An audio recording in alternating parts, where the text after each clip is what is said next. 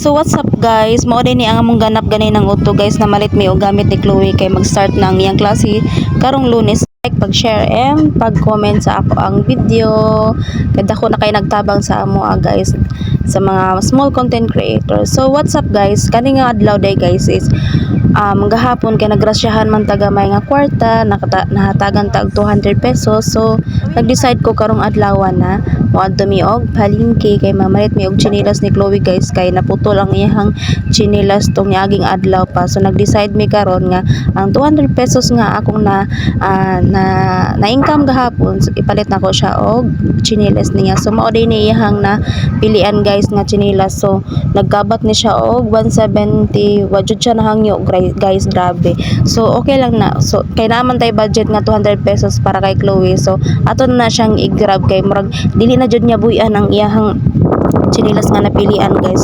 So ako na lang siyang gibayaran para malipay pud ang bata no nga iyang gusto matuman pud ba kay gahapon naman tayo na income na 200 pesos gahapon. So ato dun siyang ilaan sa chinilas ni Chloe kay para na po'y bago ang chinilas si Chloe. So medyo dako-dako pa ni siya nga chinilas guys, pero nindot ni siya sa bata guys na mas okay nang dako-dako ang chinilas kaysa gamay no. So diha nga side guys kay nangutana ko pila jud ang unsa maning manaw kanito kunti karon nag voice over ta diri samok-samok kay ning pay dito na lang ta sa lasang mag voice over kay para dili ta masamok litson di paksiw. So magpadayon ta no. So kana diha nga pita gibayaran na lang nako guys kay tanawa ang reaction sa bata guys no. Lipay kayo siya no kay nakuha na niya pud ang gusto no.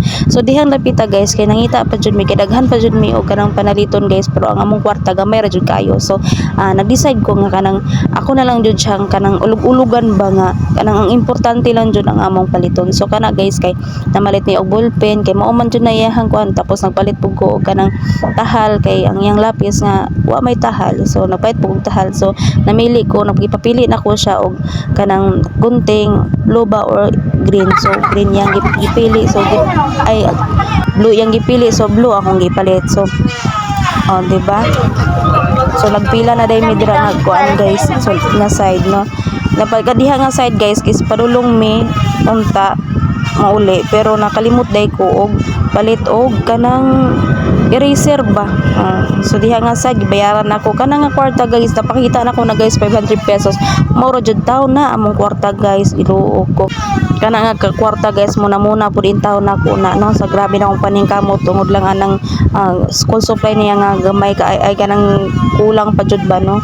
Dira nga side guys kay na actually kana yahang earrings guys kay dugay na jud kay na wala nabutangan og earrings ang iyang dunggan no kay nilubad naman tong earrings niya dati. So nag-decide ko nga palitan ako siya sa halagang 50 pesos. So dira nga side guys kay para tanawang bata guys lipay kayo no, kadaghan na kay siyang bitbit no. Pero kanang dira nga side guys ni ana lang jud ko nga muuli nami kay basi unya ba manudlo na pud sa bisag unsa guys na among kwarta good no kay muna pud din taon nagbili nin taon ko og kanang pangbalon niya ba no.